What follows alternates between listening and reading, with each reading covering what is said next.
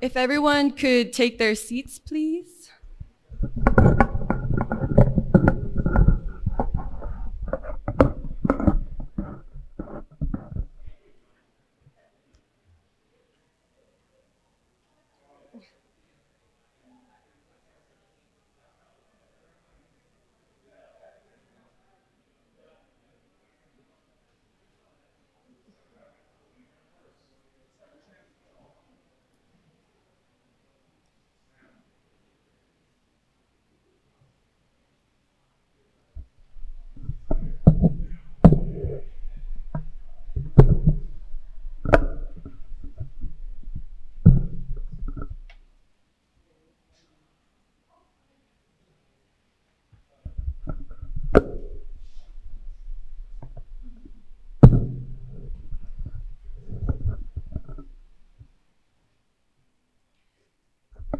Good morning, everyone. How's everyone doing?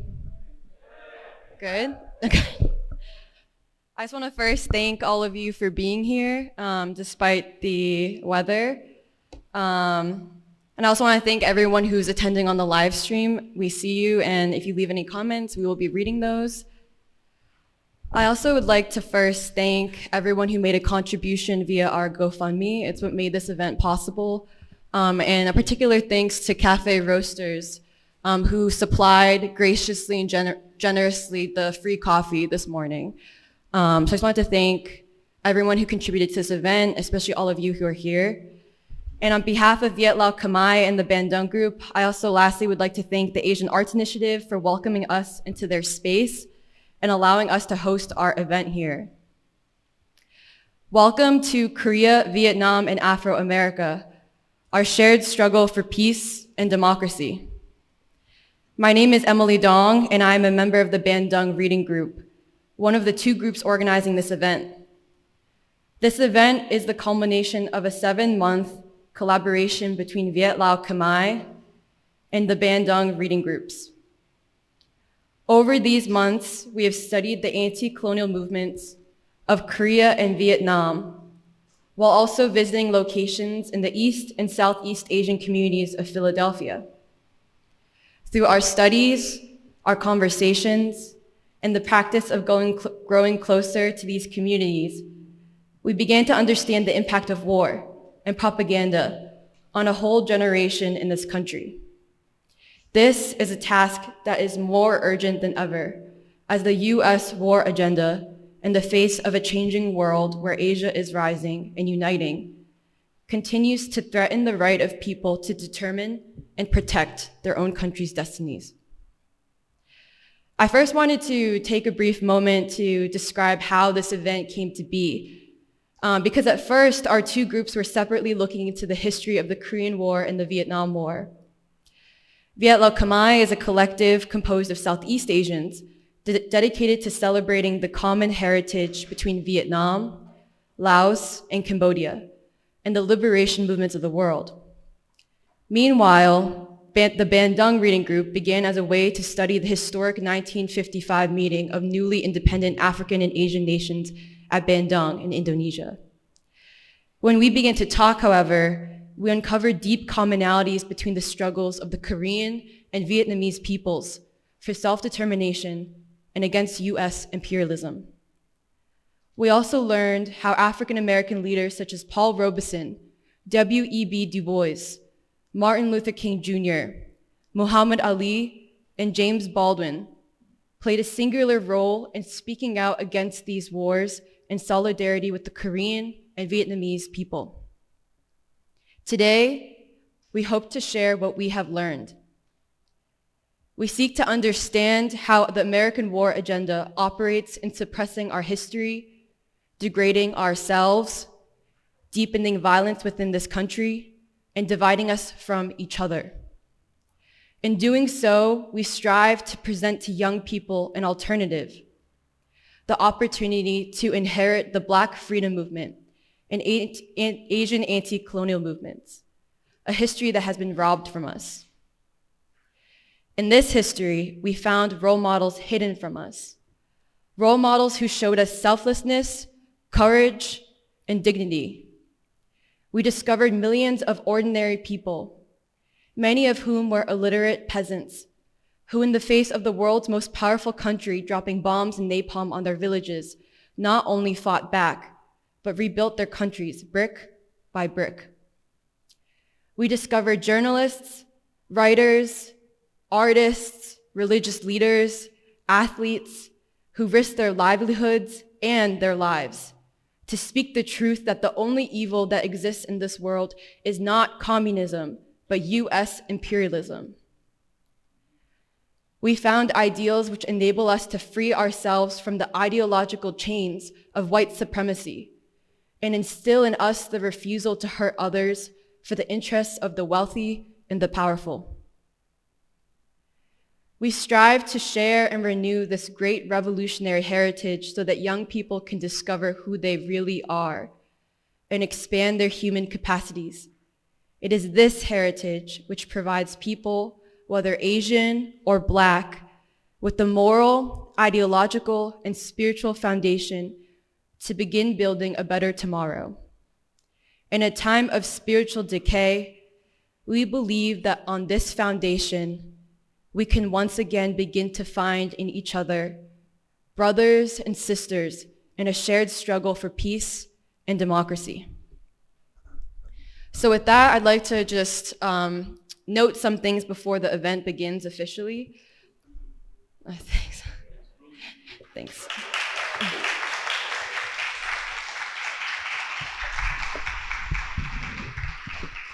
So in accordance with building policies, I wanted to note that we request that everyone keeps their masks on over their nose when you are not eating or drinking. And just to describe the program a little further, so we all know how this day will turn out, we will have a series of panels and a screening of Martin Luther King Jr.'s speech, Beyond Vietnam, A Time to Break Silence, followed by a free lunch, and then the second half of our program will begin with an Afro-Asian dialogue and will end with cultural performances, along with a panel on how immigrants can stand up to the war agenda. If you're watching online, like I noted, feel free to drop in comments. We will be keeping our eyes on the comment section, and we'll be sure to read out those comments throughout the day. Lastly, if you can hold up your little booklet or pamphlet, I just wanted to note that those are made by our pamphlet committee through a lot of hard work.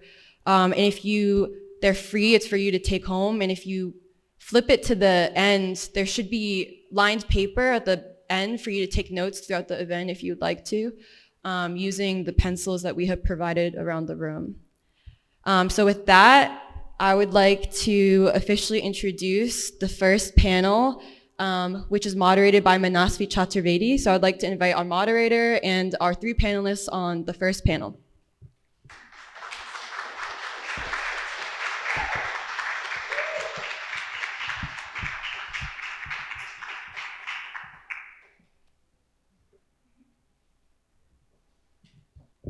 Good morning, everyone, and thank you for being here today.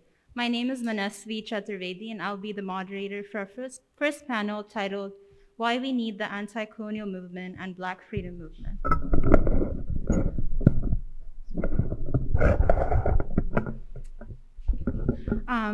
So the speakers on this panel will introduce and talk about the anti-colonial histories of Korea and Vietnam, and why it is important for young people, especially young Asians, to know about and inherit these histories, not only for their own lives, but also to inform and shape the movements that they lead today. They will also connect these histories to that of the Black freedom struggle in America, calling on young Asian Americans to draw on these legacies, fight for the truth, and fulfill Martin Luther King's vision of peace and unity. Our panelists today are Xiao Ma, Tran, and Byun. Xiao is a student at the University of Michigan and is interested in learning about past movements for unity and peace. An is a hospitality and street outreach worker and member of the Viet Lao Khmer reading group. He and his family have lived in Philadelphia for 24 years. Do is a cook and a member of the Saturday Free School for Philosophy and Black Liberation, based out of the Church of the Advocate. We will have time for Q&A at the end, and if you're joining us from the live stream, please feel free to type your questions in the chat. Our first speaker is Xiao. She will first introduce the history of the Bandung Conference and its relevance to us today. She will then discuss the current situation of young Asians in America and how they can learn from the anti-colonial struggles of their ancestors to inform the movements today. Thank you.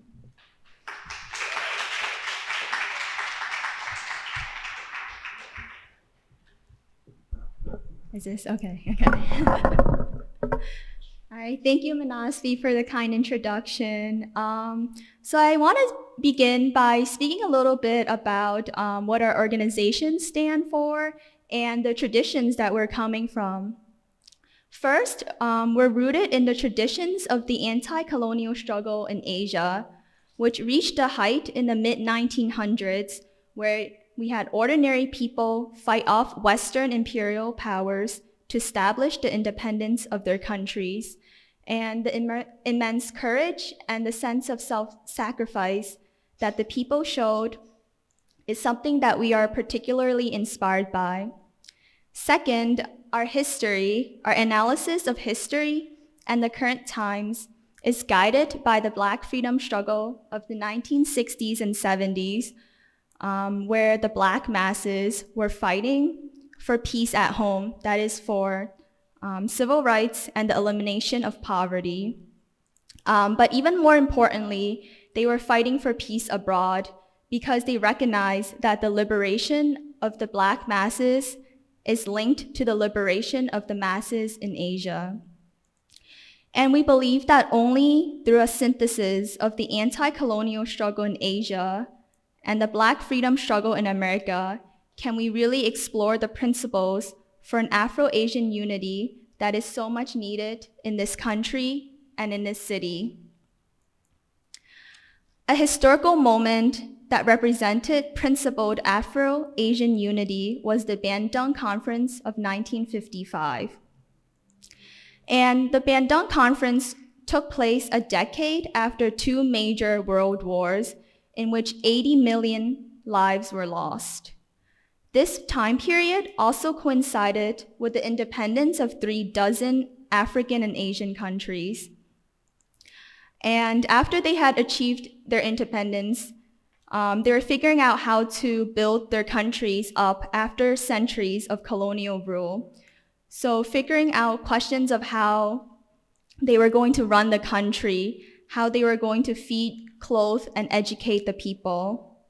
However, came the threat of the Cold War. And remember that this is the time of the age of nuclear weapon. And with nuclear power, you had the potential to wipe out the entire human civilization. And the world had just came out of two major wars, and these newly independent countries simply did not want war.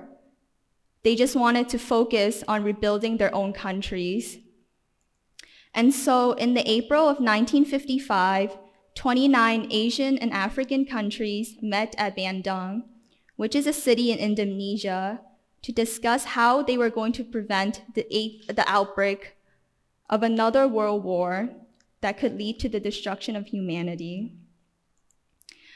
These 29 Asian and African countries knew that they were militarily and technologically weak, but together they made up the majority of humankind, and that they can form a moral force to safeguard world peace.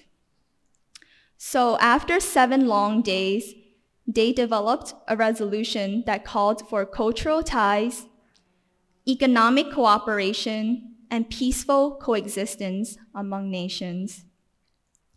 And this is the Bandung spirit that we're based on, that we are ultimately after the principles of unity and peace. It's been more than 60 years since the Bandung Conference, but the Bandung vision of establishing both unity and world peace has yet to be fulfilled. However, we believe that Asian Americans and young people in general have an important role for realizing the Bandung vision so that they can create a world house, which was conceptualized by Dr. Martin Luther King Jr. in which people of the world recognize that they're interconnected with one another and that they make the moral choice to live in peaceful coexistence as brothers and sisters. And with that said, I wanted to first give a diagnosis of the current state of Asian Americans in the US so that we can begin to understand the situation that we are faced with and what is needed to be done to realize peace and unity. First, I want to point out that young people do want to contribute to society, that they do want to engage in some sort of struggle. They want to make the world a better place, but they just don't know how. So then it becomes natural to look to leadership in organizations that they find in communities. But I think that this is where a lot of the issue of misleadership comes in. So I'm going to talk a bit about the experience and my observations at some of these Asian American nonprofits across the US. So with these Asian American organizations, they form a pretty extensive network with one another. And I'm not talking about, one particular organization having multiple branches in the US. I'm talking about organizations that have sprung out independently in various cities across the US. And even though they've been founded independently of one another, something you'll notice is that they share very similar organizing models. So the way that they approach how to politically empower people and their tactics for how to organize Asian Americans, it's very, very similar. So a lot of times, you'll see them organize nationwide rallies where they'll agree that, on this particular day, we're all gonna go out to the streets and protest. And it's pretty common for members of one organization to move to another one. So in summary, they form like a pretty tight network with one another. And with the composition of these organizations, they're mostly young people in their teens going to their 40s. But I would say that most of them are in their 20s and 30s. A lot of them are actually recent graduates who have studied in topics such as Asian American studies, environmental studies, sociology, etc. in universities. So essentially what they take from the universities are directly translated into these organizations. And I say all of these things because I do think that my observations at several of these organizations is going to give a pretty good representation of the state of Asian Americans throughout the country, just because they form such a tight network. So with these organizations, they tend to run several programs, and one of them is usually a youth program. And I'm gonna specifically talk about the youth program just because it is ultimately through this program that we bring out the next generation of leaders that have to carry out the responsibility for change in this country. And for the youth program, they're very much focused on how to politically empower a generation of youth. And they do this by answering the question of what does it mean to be Asian American? And they'll begin by teaching the history of Asians in America. So for them, the timeline starts in the 1800s when you have the import of labor from Asia into America, working on the continental railroads, and then going all the way to forms of discrimination against Asians, like the Chinese Exclusion Act, the Oriental Exclusion Act, and so on. And then moving forward, they'll talk about some of the Asian American movements, and one of the supposed really radical ones is the Third World Liberation Front, where you had Black, Latin, and Asian American students in San Francisco fight for ethnic studies to be taught. However, with this said, you can see how these organizations have a pretty limited approach in how they approach their youth. The first limitation is that they teach the young people that the history of Asians begin with the first arrival of Asians in America. So starting in the 1800s and then moving forward.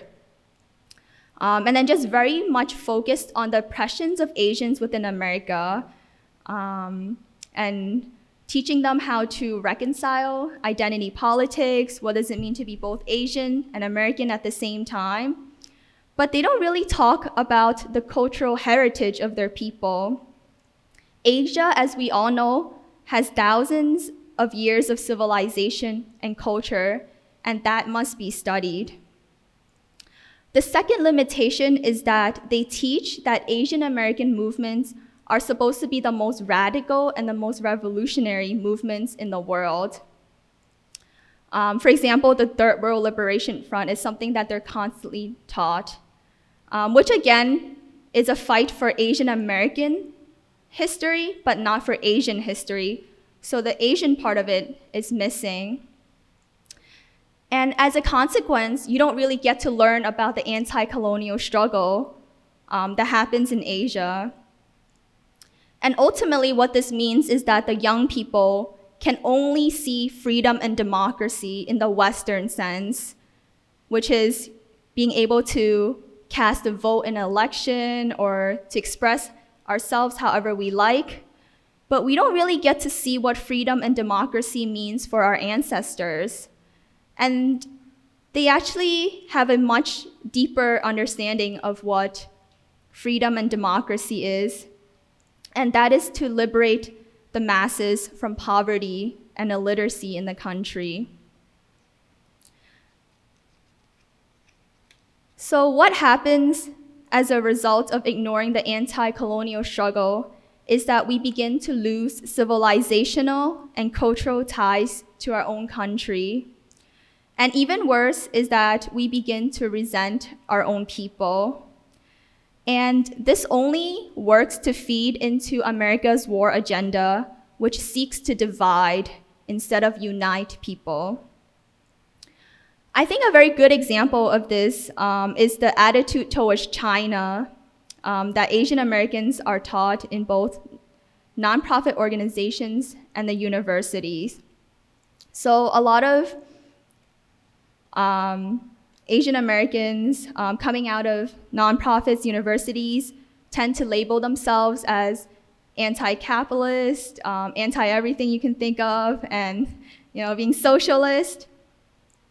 But at the same time, they have this fear of communism in China, and they want to build a socialism, but they say that we're not going to look at the communism that was established in China. Instead, we're going to create our own form of socialism, which is so-called the 21st century socialism. And we're going to look at Nordic countries as the models for how we're going to establish this socialism. And there's also a lot of belief that China is this authoritarian government, and all these other negative attitudes towards China. But if one really studied the anti-colonial struggle, they would understand why the communist revolution in China was a fight for democracy that transferred power from the hands of several landlords to the masses of people. And you see this revolutionary spirit in China live on today because China continues to fight in the interest of their masses against poverty and against illiteracy in the country. And you can see why China is more democratic than the United States. Ultimately, China is for peace, and to stand with China is to stand for peace. Another contradiction that Asians in America are taught in universities and nonprofits is that they are advocating for the autonomy of Hong Kong, even though we all understand that Hong Kong was brutally oppressed by Britain for more than a century. Essentially, you're telling Hong Kong that they should bow down to the oppressors and to break away from their roots. Again, this is part of the war agenda that America wants to divide nations, and we cannot fall into this trap. Instead, it is a natural thing for Hong Kong to return to their mother country. And I say all of this by saying that it is only through studying the anti-colonial struggle in Asia that we can really understand who is standing on the right side of history and who is for unity and peace. And once we have learned the traditions of the anti-colonial struggle, we can use them as a method to uplift the lives of people in this country and in this city. And now I will hand it to An and Do, who will talk about two of the greatest anti-colonial struggles in Asia, which is the Vietnam and the Korea War. Thank you.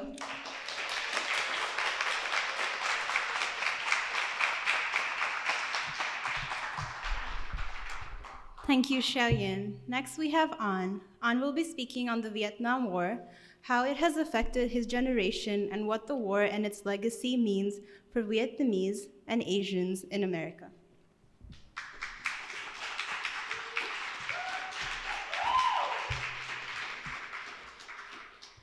How y'all doing?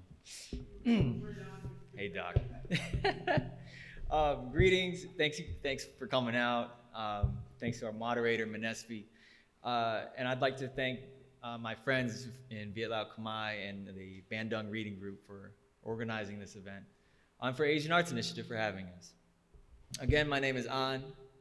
My family comes from Vietnam, and they settled here in the US where my sister and I was born. And we've been in Philadelphia for going on 25 years.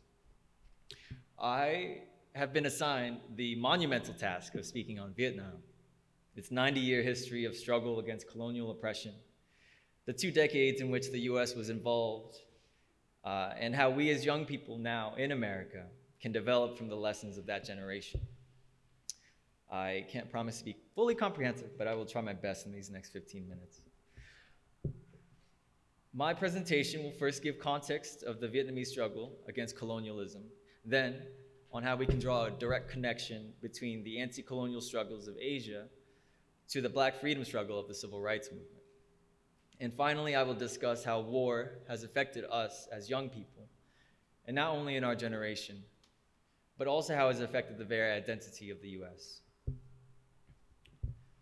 To talk about the Vietnamese liberation struggle in a vacuum, it would be a bit of a short-sighted mistake. As some of you know, the anti-colonial movement was not just isolated to Vietnam in the 1900s. It was, in fact, a worldwide and interconnected struggle for people to be able to decide their own destinies in their own home. All across Africa, Asia, and the Americas, there were peoples rising up to reclaim their dignity, throwing off the shackles that tied them down, and standing as equals on the world stage. Colonization is the way in which the ruling class dominates and extracts the wealth of the world for themselves. Colonization is the tool of a worldwide system of imperialism. The major movements for peace in the world in the last 2 centuries were anti-colonial movements. Even America's revolution against British rule was anti-colonial in nature. And then Vietnam's struggle for independence was one in a long line of these movements, and one which gripped the entire world until its eventual reunification in 1975. Much of the organizing and fighting happened in the Kingdom of Cambodia and the Kingdom of Laos, and collectively with Vietnam, these 3 countries would make up the region known as French Indochina. It didn't really make sense for these 3 distinct civilizations and unique peoples to be grouped together like this, but French imperialism could not care less. as long as they were able to plunder the wealth and resources from the region. For decades, until 1954, did France ruthlessly exploit the peoples of Indochina. The colonial ruling class would excessively degrade the native populations, constantly portraying them as weak or naturally subservient, who could only ever be suitable for servitude. This contempt for humanity of darker peoples and their subjugation was the basis for the world imperialist system. A rubber plantation worker and a later revolutionary, Tran, wrote that the Vietnamese were forced to, quote, become fertilizer for the capitalist rubber trees, end quote. This growing resentment gave way to political consciousness in a way that became its own sort of fertilizer for a revolutionary cause against the colonial order. But in the words of Dr. Martin Luther King Jr., quote, oppressed people cannot remain oppressed forever. The yearning for freedom eventually manifests itself, end quote. And since the end of the Second World War, each country in Indochina had their own people's movements in the fight for independence. In Laos, they had the Pathet Lao. In Cambodia, they had the Khmer Issarak. And in Vietnam, they had their National Liberation Front. Each movement was made up of activists and organizers who all understood the plight of their peoples and organized resistances against both the Japanese and the French throughout the Second World War. Leaders from each of these movements came out of the Indochinese Communist Party. As the world situation started shifting after World War II, the party decided to dissolve itself. Organizers would then form people's movements in each of these three nations, identify the specific issues facing the local people, and work towards resolving them together. And it was this decision to organize closely on the ground collectively was one of many that underscored the importance of unity in the national liberation struggles to come. When fighting did break out and the battlefields started forming, each movement needed to work in tandem with one another. Had one of the movements faltered or suffered defeat, the two others would suffer as well. If one of the movements was successful, the larger whole would enjoy the fruits of that success. In this way, the unity of the people was centered, working towards a common goal against a shared enemy that gave the struggle a razor-sharp focus. Invigorated by stalwart leaders and the firm moral foundation of fighting on the side of oppressed peoples, reclaiming their humanity, the anti-colonial movement would resolve to win their independence. Across the world, at home, the United States would be driven into a spiritual crisis over Vietnam, a conflict that was America's forever war at the time. One cannot overstate the crucial role of the civil rights movement and how pivotal their efforts were to the eventual victories of the liberation struggles in Asia and in Africa. As we shall hear later on in today's program from leaders such as Dr. Martin Luther King, Muhammad Ali, James Baldwin, they all took strong and initially deeply unpopular stances against US participation in wars abroad. All told, the US's involvement in the battlefields of Vietnam, Laos, and Cambodia would span 2 decades. 2 decades. An entire generation of young Americans would be sent to die in a war not completely understood by its soldiers, to fight a resilient people, people that were not entirely different from the ones in their own communities at home. Not only that, deindustrialization in the US meant that factories and workshops were leaving or closing down. Good, stable jobs that supported several generations of workers and their families now were non-existent. Many young men, rather than being drafted, chose to enlist in the armed services, seeing no other way to support themselves. Economically and socially, the United States created a war society, one that leaves destruction across the world and in its own neighborhoods. In Philadelphia, not very far from here, Edison High School used to sit over at 8th and Lehigh. Edison High, instead of being known for producing a proud and educated student body or for building towards the betterment of the general welfare of their society, Edison High is known as the school that lost the most students as war casualties during the war in Vietnam.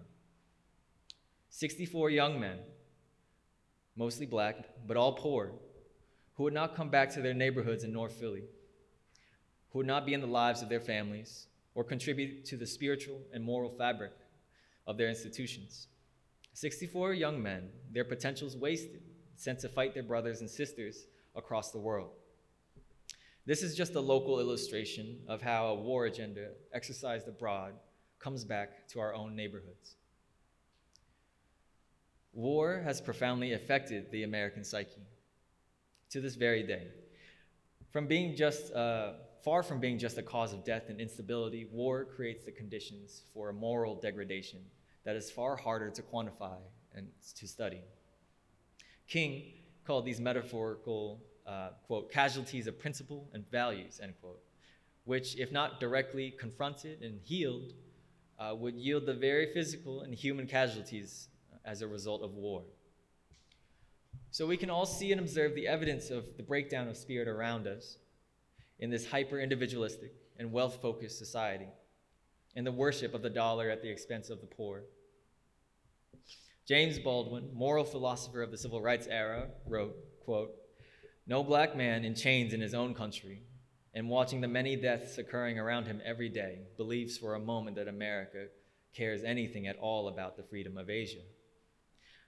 My own condition as a black man in America tells me what Americans really feel and really want, and tells me who they really are.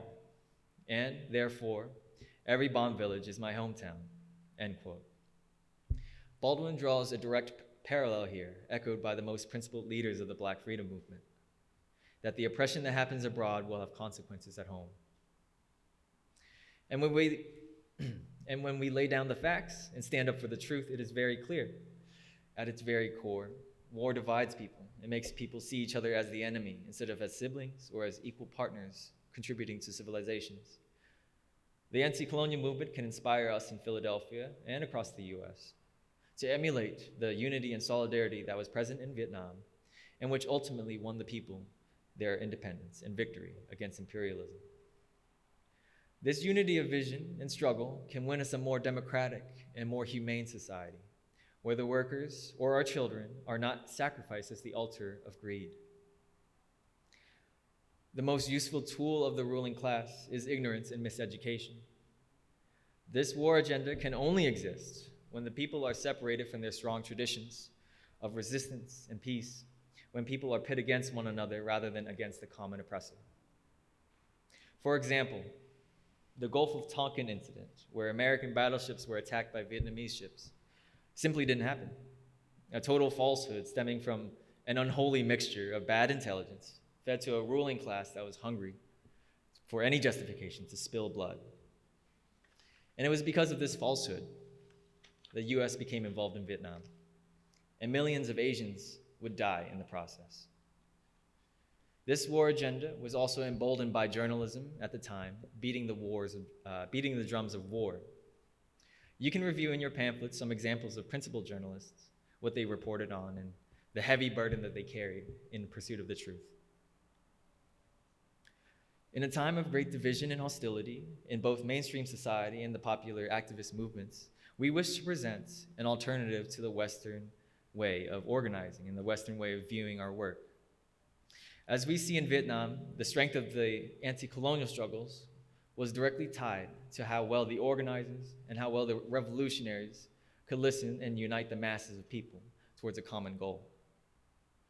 It was also a realization that the overarching enemy to be defeated was not, for example, the strong Catholic minority or the feudal landlords or even the US soldiers.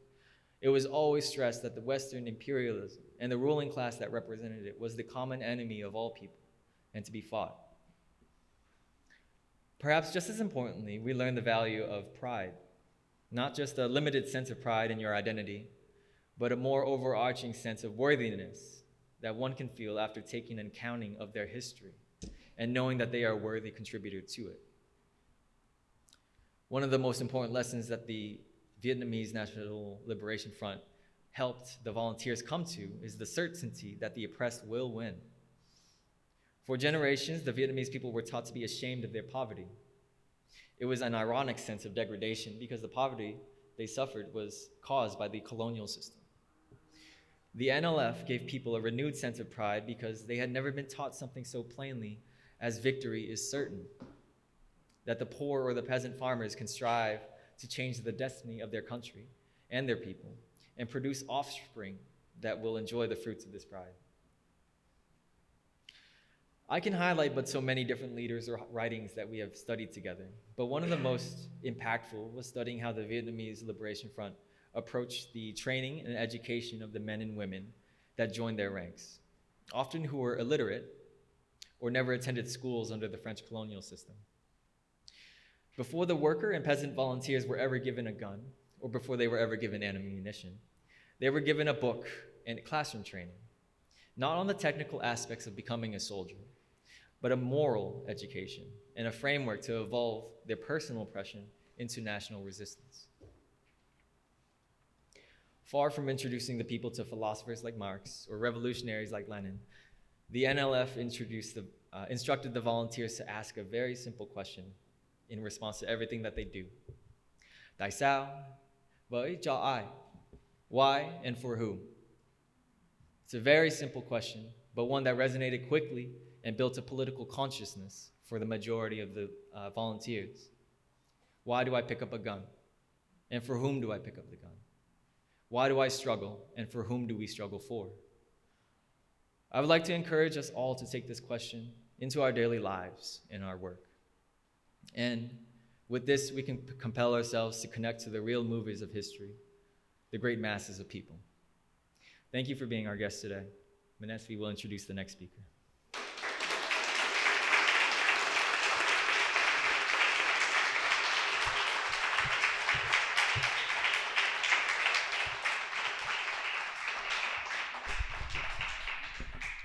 Thank you, An, for that clear and inspiring presentation. The last speaker of this panel is Byun. He will be speaking about the Korean War and how knowing the history of the Korean and Vietnamese people and their efforts for peace and democracy gives us an inspiration and a way to navigate today.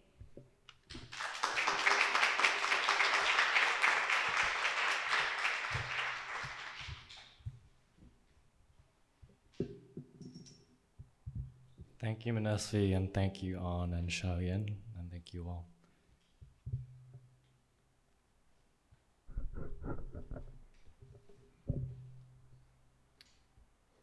James Baldwin writes on history, quote, "For history, as nearly no one seems to know, is not merely something to read, and it does not refer merely or even principally to the past. On the contrary, the great force of history comes from the fact that we carry it within us, are unconsciously controlled by it in many ways, and history is literally present in all that we do. It could scarcely be otherwise, since it is to history that we owe our frames of reference, our identities, and our aspirations," end quote. Though history is within us, young Asians in America have become so disconnected from it. The implications of not knowing our history are catastrophic. Without history, we are lost. Without history, we have no standard or understanding of what people have stood for, what we come from. Without history, we don't know what kinds of people we can aspire to be. We've been lied to and misguided about the truth. What's taught to us often frames our history as experiences of victimhood and exclusion in America. In the universities, the Asian American Studies classes emphasize the history that begins with the exploited agricultural laborers known as coolies, the first Asians to arrive in America. Or perhaps they emphasize the murder of Vincent Chin and the Asian American organizing that began from that tragedy. But we rarely talk about the history that begins in Asia and its far-reaching civilizations.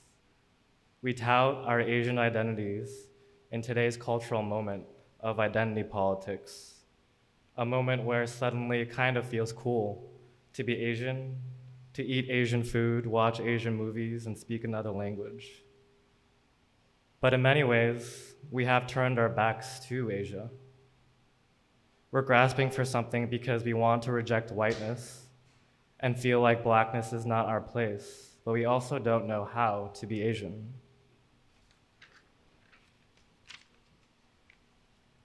Our questioning of identity can only be resolved through history, and the peoples of Asia have produced, among many beautiful things, a tradition of struggle for peace that we can learn from.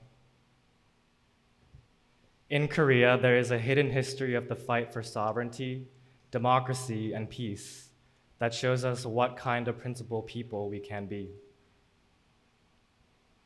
Korea was colonized by Japan in 1910 until 1945, when Japan surrendered at the end of World War II. The Korean peninsula was divided by the US at the 38th parallel, roughly the middle of the peninsula, with plans for the Soviet Union to come to the north and the US to come to the south to assist the transition of the surrender of Japan. Yet an arbitrary line drawn on a single nation in 1945 has somehow become ingrained in our perceptions today as a natural fact. It is in 1950 that the Korean War began, which ended in not peace, but a pause in 1953 through an armistice, a state of limbo that today, almost 70 years later, we still can't untangle ourselves from. The war continues today. I must emphasize that Korea up until 1945 had been one nation. No act of American aggression had yet begun the political project of dividing a people for their broader efforts in countering the Soviet Union and claiming hegemony over Asia. It's difficult to fathom today, not a North Korea nor a South Korea, but one singular nation in the peninsula. Our study of Korea and the Korean War draws heavily from the work of three principal journalists who delivered the truth to the Western audience: Anna Louise Strong, Alan Whittington, and Wilfred Burchett. The personal eyewitness accounts of these journalists north of the parallel provided them perspectives that no other Western journalist had access to. The reporting of these three journalists shared an essence which can be summarized in 2 points. One, the Korean people were united in their aspirations for peace and sovereignty. The history that we are told in the mainstream is that the Korean War was a result of internal division, where a communist North invaded a democratic South to begin a civil war. The work of these journalists debunks that. The actions of the Korean people that these journalists witness show that the Koreans were united in striving for one singular independent nation and to build a democracy in their own vision. Which brings me to my second point. The American government suppressed the Korean people and their efforts to build a democracy, which to this day we continue to feel the effects of. Through brutal napalm bombings, massacres, and police intimidation, the US military government and its puppet Seungman Rhee put down the voice of the people. I hope to show this essence of what Alan Whittington, Anna Louise Strong, and Wilfred Burchett reported on through 3 examples of Korea's struggle. The first example begins with the arrival of American and Soviet troops on Korean soil to accept the surrender of Japan. Japan surrendered on August 15th, 1945. On that day, Koreans everywhere rejoiced, but were quick to organize, as exemplified by the village called Donglim, who first heard word of this surrender in the afternoon. Youth organizers called a mass meeting for that evening and got to work. They established a self-administration committee, took over the Japanese police station, opened the village school, and conducted lessons in Korean to teach their children.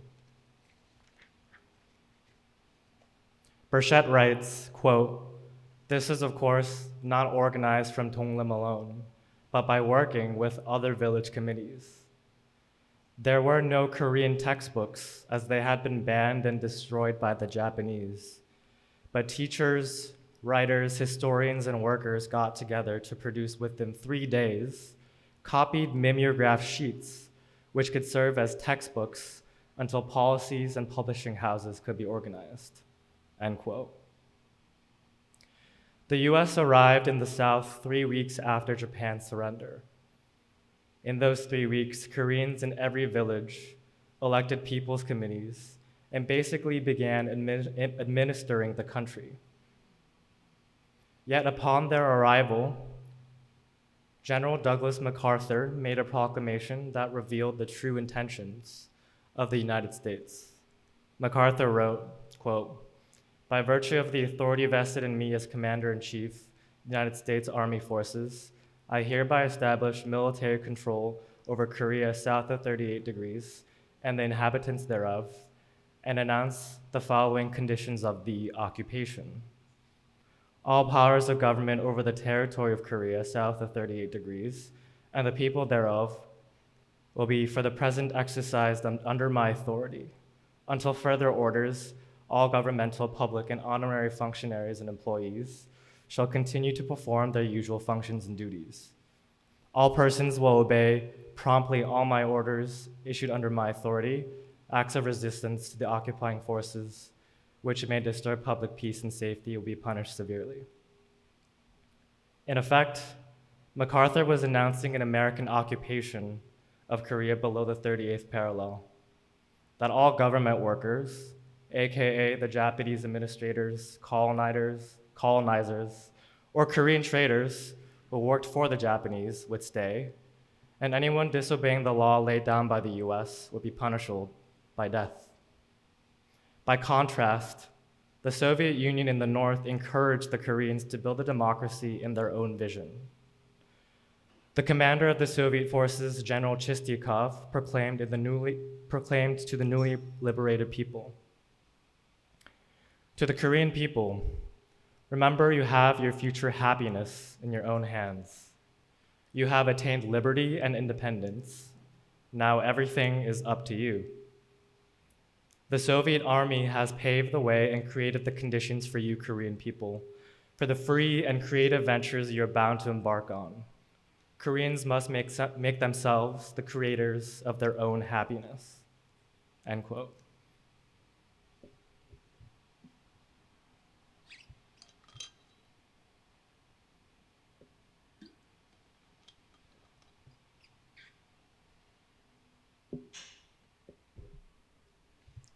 The second example occurred in the Korean elections of 1948.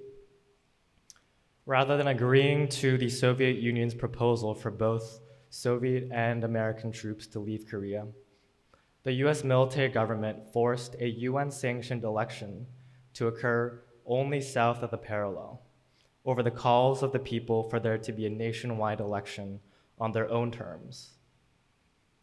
What could have been a relatively simple process of the American troops leaving and the sovereign people of Korea working through their visions for their own country was denied by the US, pushing the UN-backed election and effectively cementing the division of the Korean peninsula. The American-backed Syngman Rhee ran in the elections unopposed and won. Potential opponent candidates were attacked and beaten. Prior to these illegitimate elections, a conference was held by Koreans in Pyongyang to discuss the question of unifying the North and the South, and to boycott these UN-sanctioned elections. Members of organizations and political parties across the political spectrum took part. This was a united effort from both sides of the 38th parallel, and in particular for the South, it included groups that represented over 90% of organized Koreans south of the parallel. This was a big blow to the American military government's legitimacy in Korea.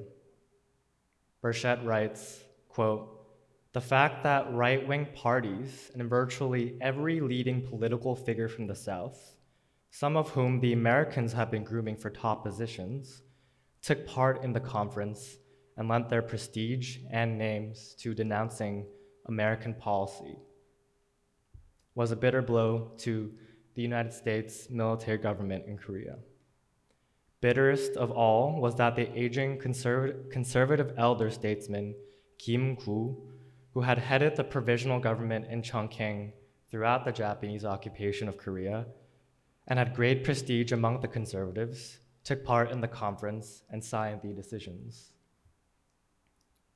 Burchett provides a snippet of the communique from this conference representing the unity of the Korean people.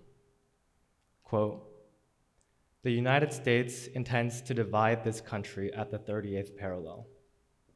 We are in firm opposition to the American policy of colonizing backward countries, and we oppose traitors and pro-Japanese who have now been established in power by the Americans.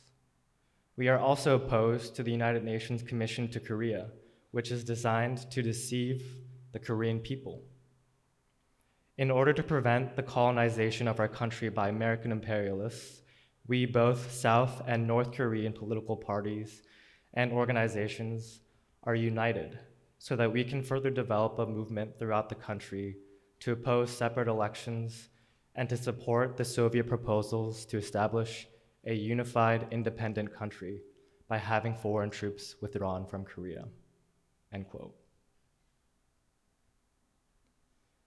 The third example is from Alan Whittington's reporting from the Korean War. Drawing from what he witnessed in September of 1950, Whittington shares about the unprecedented brutality of the American war makers.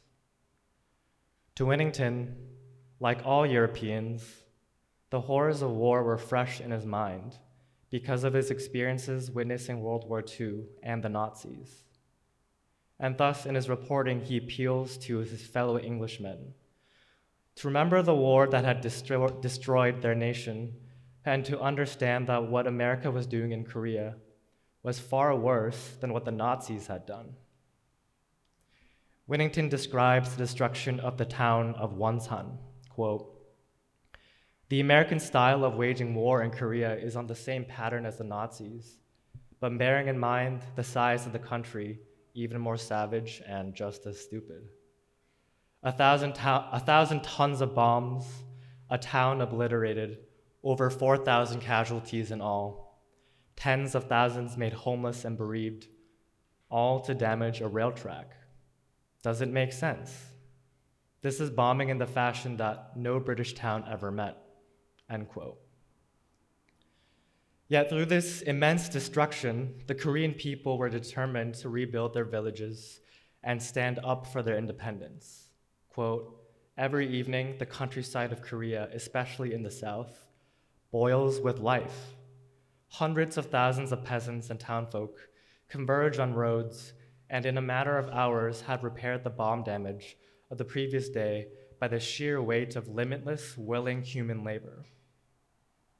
While that is going on, hundreds of thousands of others are resuming their trek south from where they stopped at dawn, managing countless ox carts over remote byways, carrying loads of food and munitions on their backs."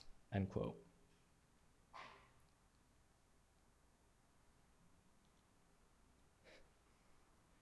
These three moments of Korean history give us a glimpse into the truth of Korea and of America. Though the history is long, complex, and the details highly debated, often influenced by much propaganda, the driving question through our study is what side the Korean people were on. What were the Korean people striving for? We see a people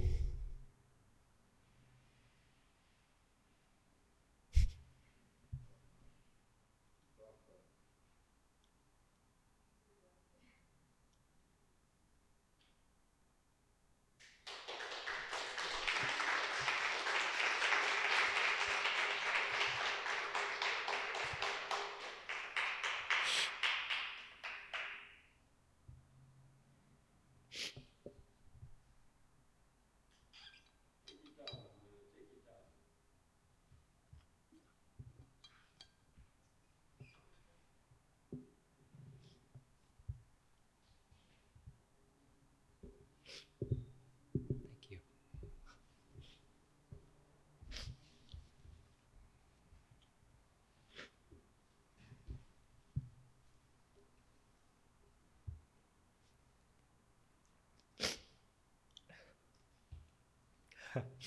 We see a people eager to build their nation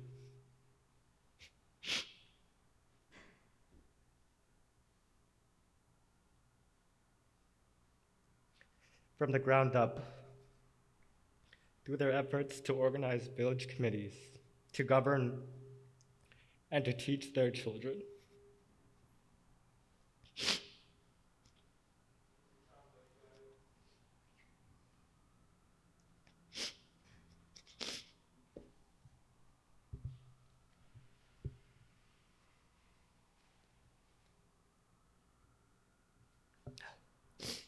We see a people united across the political spectrum, despite their differences, in opposing the UN-sanctioned elections in favor of a process that would genuinely represent the will of the independent Korean people. We see a people enduring the unprecedented scale of bombings by the US, driven by their determination to build their nation. I'm crying because I'm moved by the people, not because I'm sad, but I don't know why, but I just got so moved by the spirit of the people.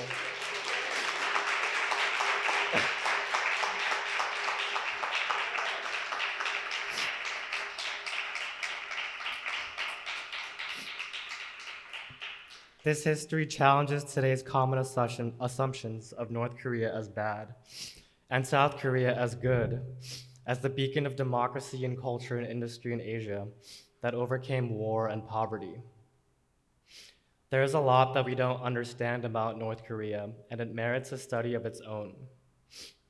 But what's clear is that North Korea represents the fruition of the Korean people's efforts to fight imperialist America and to build a sovereign nation.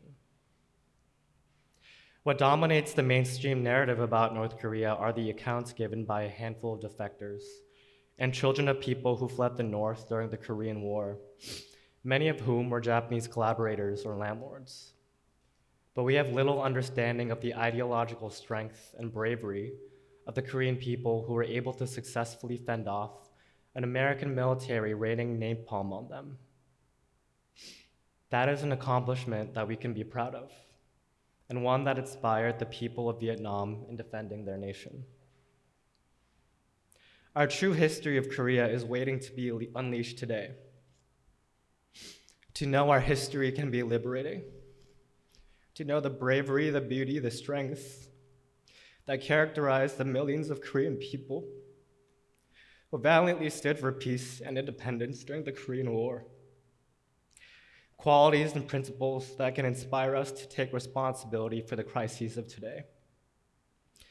Our history is liberating because it presents us with a choice. Am I on the side of the Korean people? Am I on the side of peace and democracy? Or am I on the side of war, poverty, and destruction?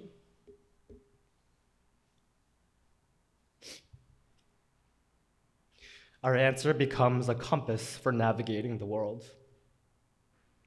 As Koreans and Asians in America, our history shows us whose shoulders and legacies we can stand upon, and what kinds of brave people we can be, what values can define us.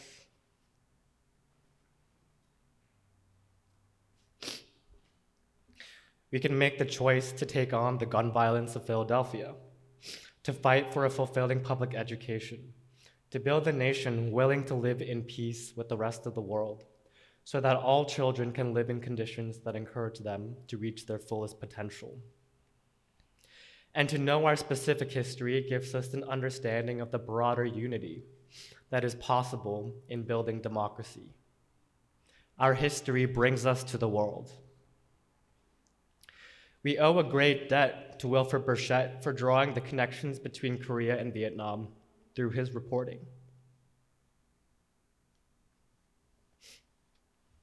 People often compare the situation of Korea to the division of East and West Germany, but a more apt comparison is between Korea and Vietnam. Both colonized peoples in Asia, both waging a people's war for self-determination. Burchett returned to North Korea in 1967 during the Vietnam War and described the deep running solidarity of the Korean people with Vietnam. Quote, next to reunification and construction, solidarity with Vietnam is the most important theme in North Korea. The Korean people believe that even if the United States withdrew from Korea, as long as her forces remain anywhere on the Asian continent, there could be no lasting peace, end quote. Koreans and Vietnamese are united by our shared struggles for peace. We may feel like we are in the minority under modern propaganda, but we know that the darker peoples of the world make up the majority of the world. Through the Bandung Conference, the non-aligned movement, and the reporting of Winnington, Burchett Strong, it's clear that there is a world and a people united for peace, democracy, and self-determination. And the Black freedom movement in America is an integral part of this unity. We'll hear Dr. King later today, but to quote his speech that we'll hear, Beyond Vietnam, A Time to Break Silence, quote, increasingly by choice or by accident, this is the role our nation has taken, the role of those who make peaceful revolution impossible. I am convinced that if we are to get on the right side of the world revolution, we as a nation must undergo a radical revolution of values, end quote.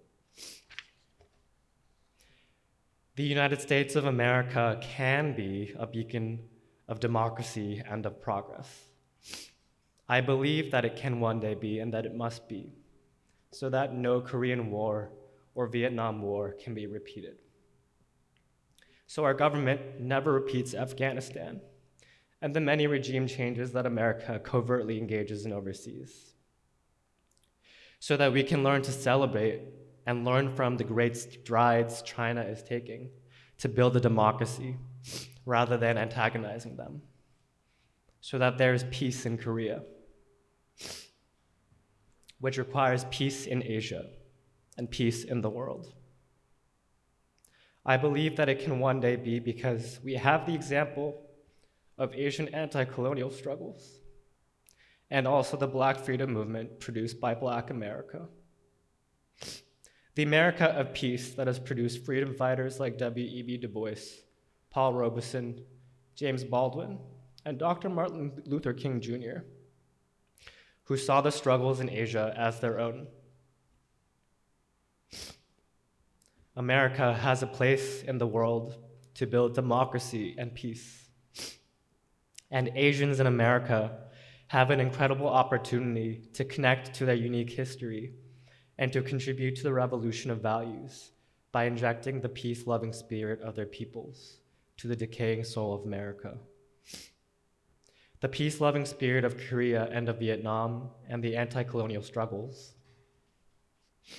can not only unite Asians and Asians in America, but it can help build a united world house based on the principles of peace and democracy. Thank you.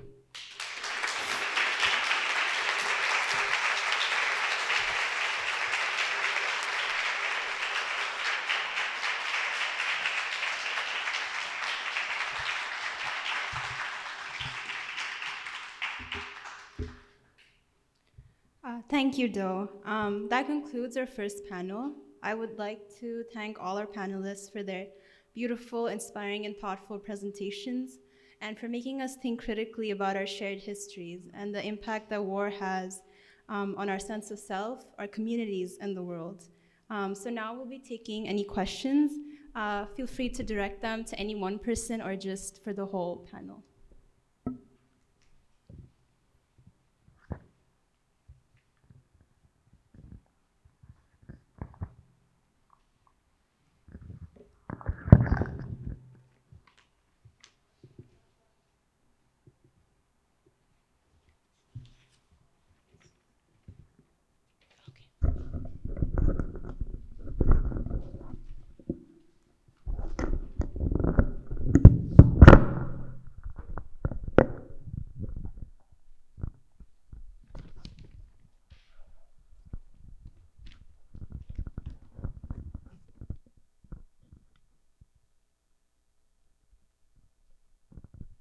Okay, to start us off, I would like to pose a question to all of you. How has the process of studying these histories, you touched on this a little bit, but how has this changed how you see yourself and the contribution that you would like to make to the world?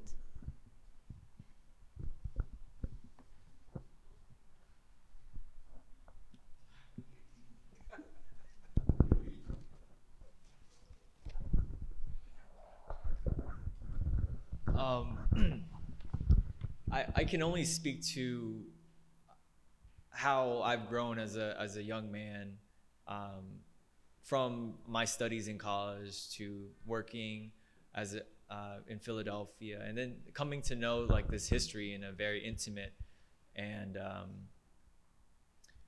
I think it gives me like a strong touchstone that I know I can relate to this history and have it live through me, have whatever contribution I can make to this tradition be real, because I own it, you know. Whether that is the history of struggles in Asia or the struggles here in the United States. I feel like I can actively claim my part in these histories because of these studies that we've engaged together so far. And it has irreversibly changed me. I stand up straighter.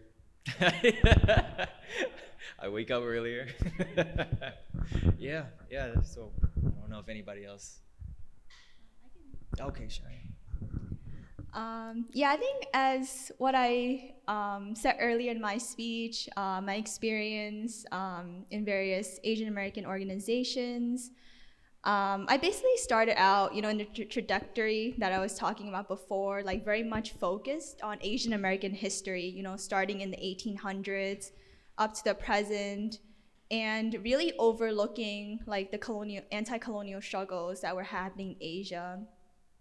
But then through making this event and really learning about what happened in Asia, you kind of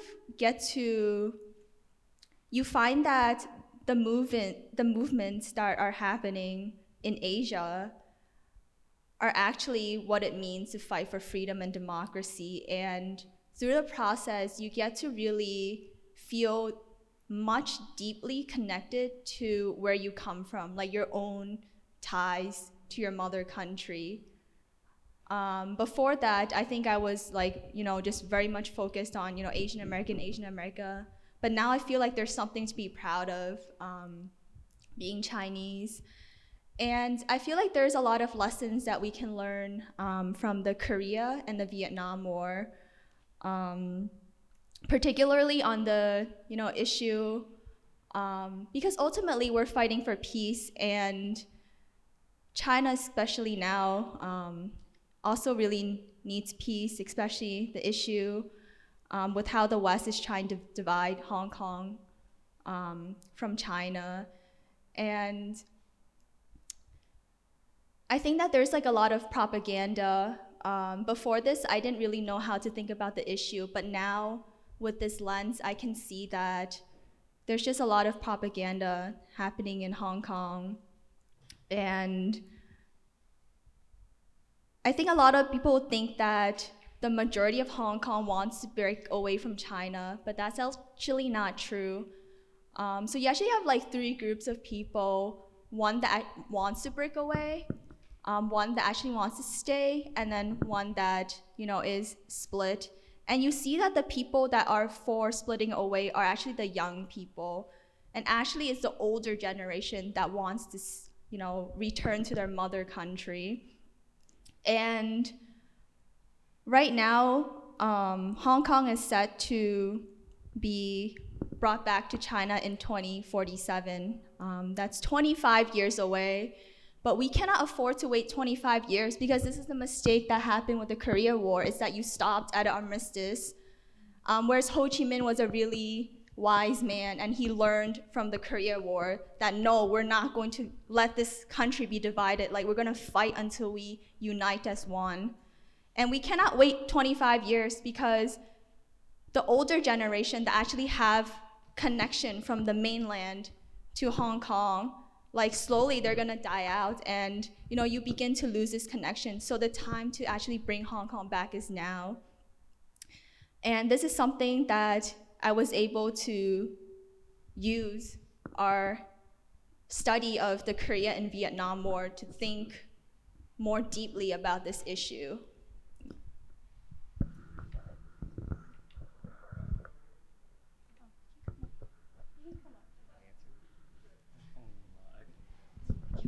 Thank you guys for speaking. I really appreciate it. And then you can see, like, from my notes, I went in when you guys were talking.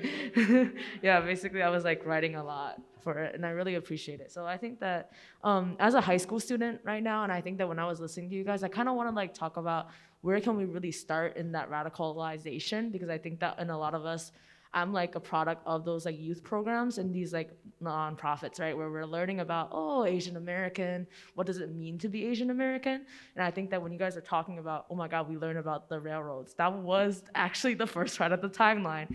So I just want to ask, like, how can high school students, and particularly I even want to extend to middle school students, how can we really start to learn about our real life history, especially around the Korean War, the Vietnam War, and the way that like our current politics are going, especially around the war agenda, in like a way that it's productive, instead of being the fact that we are like currently constantly looking for like people, especially like older adults, to help us out. So I really want to find a way to, if you can like recommend books, recommend how did you first start? Because I really want us to start really early instead of going into college and learning about it.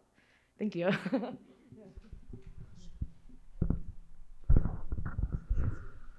I was exactly in your position. I started in these nonprofits as a high school student. And you walk into the office and there's a timeline, starts in 1800s. You don't get to see before that. And I think really look into studying, what's happening in Asia with the Korea and Vietnam War. And I think in the pamphlet, we'll list out several journalists that we think do speak the truth about history. There are Wilfred Burchett, Anna Louise Strong, and who else am I missing? Alan Whittington. I guess I also wanted to add that, like, for us, it wasn't like a straightforward journey where we immediately went to like the history of Asia, and we began actually through reading members of the Black freedom struggle, one of whom was Grace Lee Boggs, who organized in Detroit. And I think for me, the most pivotal moment was actually reading Dr. King. And it was actually really Dr. King that ultimately turned me back to Asia, because he, in the course of his philosophy, he turns to Gandhi and India and Asia. And I think it's tough to say where to exactly start, but there is such a beautiful foundation of the Black freedom struggle and Asian authors, and even beautiful poetry and literature from Korea and Vietnam and China that speaks to a glimpse of the kind of consciousness and beauty that the people have.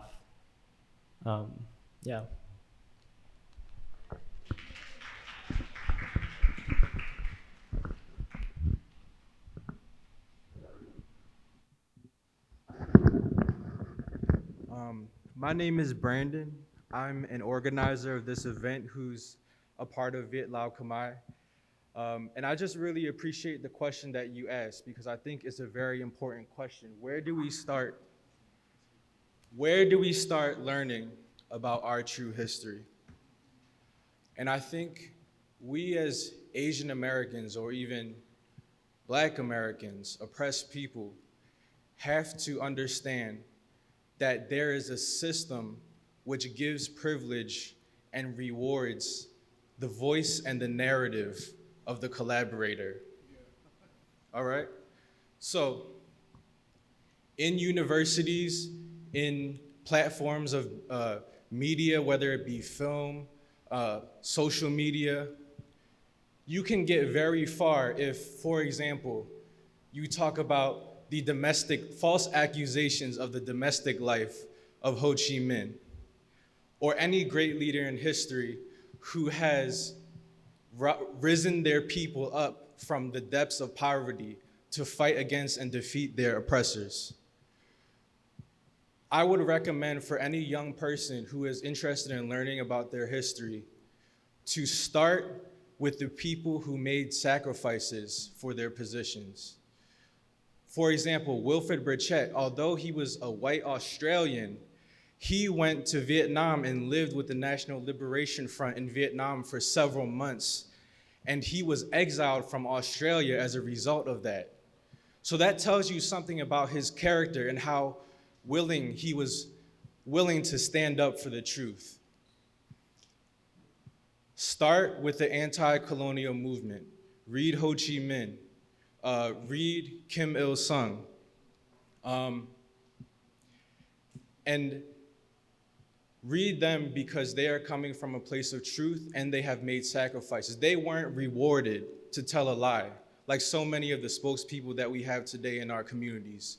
So yeah, that's just my recommendation.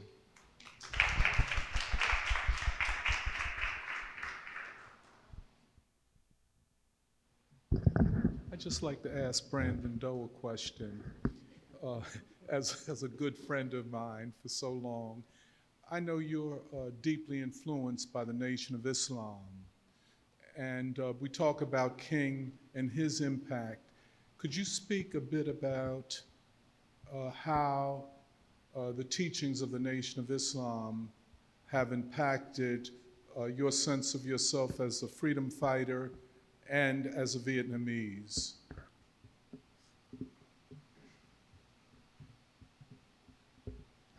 Yes, and before I answer that question, I want to add to my answer to her question to also read the Muhammad Speaks newspaper. You can find it on JSTOR. There's also the Nation of Islam archives. Just look it up. But as I was telling Brother Michael Muhammad and Brother Jerome Muhammad, who are a part of the Final Call News, I learned more about the true history of my people and its connection with the history of Black people than I ever learned in all my years put together in college. So that tells you something about the quality of that newspaper. I first gravitated towards the Nation of Islam because I admired people such as Muhammad Ali. I admired people such as Malcolm X. I was very moved by them. And they served as an example for the possibility of who I can be. Coming from a place in America where the Asian American is suppressed, the Asian American is taught to never stand up for himself or his civilization, his proud civilization. There's something about this worship of the American worldview and the American standard of living that kills your creative faculties. You're taught that everybody is your enemy. Russia's your enemy, China's your enemy, Vietnam, Cuba, North Korea, the African liberation movements are your enemy. So it leaves you with no way forward and no way of finding a way out of your situation. What the Nation of Islam did for me and the Black Freedom Movement did for me was restore those creative faculties. Because if you start from the place of like what Martin Luther King said, the United States is the greatest purveyor of violence in the world, you can then cease to see people as your enemies and you can see them as your brothers. You can build solidarity with groups that you wouldn't normally build with if you adopted the American white supremacist worldview. So that's what was clarified for me. And I will always be thankful for the Honorable Elijah Muhammad, for his influence, for his creation of a people who serve as models for us today. And I believe this is point number 10 of We Believe on the back of the Final Call newspaper. This is by the Honorable Elijah Muhammad. We believe that we who declare ourselves to be righteous Muslims should not participate in wars which take the lives of human beings. That's part of it. I think there were many connections between the leaders of our great revolutionary history that remain submerged under the lies of US propaganda. So to answer Dr. Montero and our sister over there who asked the question, we need to learn this true history, and we cannot allow the controllers of thought or the controllers of knowledge in this society tell us who our enemies are, because they tell us that our enslavers are our saviors. But once you know the truth, you can win back the freedom of your thought, the freedom to stand up for yourself, and the freedom to make the world better. So, thank you.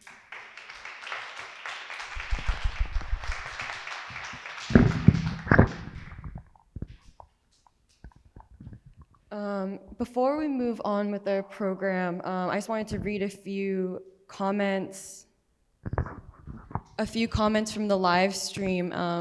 There's a lot of love for all of you, for all of our panelists and their wonderful presentations. I just wanted to read some of them. Susanna Chen wants to say, thank you so much, everyone, and thank you to Do for how you were able to express your genuine love for the Korean people. Ruth Trong says, my parents and many other immigrant parents I know condemn the current flag of Vietnam and still call Ho Chi Minh City Saigon. Basically, they passed on their anti-communist stance to me, and they still hold those views and are aggressively xenophobic. It was so pivotal and inspiring to grow up and learn about the revolutionary and anti-colonial history of Vietnam, just as it has also been pivotal for me to become disillusioned to Western aggression on China and the DPRK. Still so much to learn. Thank you to the panelists. Like I said, there's a lot of love in the comments, so just 2 more minutes. Michelle Liu says, thank you so much for these beautiful, instructive, and honest presentations. Brenton Ju Mitchell says, thank you to each panelist for sharing perspectives that are so different than those I've been given. Is it fair to summarize the essence of what each of you are presenting is that the conflicts in Vietnam and Korea involved 2 polarizing forces of, quote, American-based imperialism and colonialism versus the people of these countries defining for themselves their versions of a democratic society? And I think the answer is yes, but that's a theme that we'll continue on with our program. And then I just want to name some of the commenters who have been commenting a lot. Odom Duong has been commenting and agrees with Brandon Doe that the Honorable Elijah Muhammad is a place to start. Yvonne King says, Brandon, thank you for pointing out to people the importance of considering the sacrifices made by sources of information. And some other people who are attending the live stream online are Ace Long, Sarah Gatoka, Marcus Hashim, who says, appreciate the work y'all are doing, Sophie Hurt. And I think that's it for now. If I missed your comment, I'm sorry, but we will continue the conversation throughout the rest of the day. So without further ado, I'd like to thank the panelists one more time.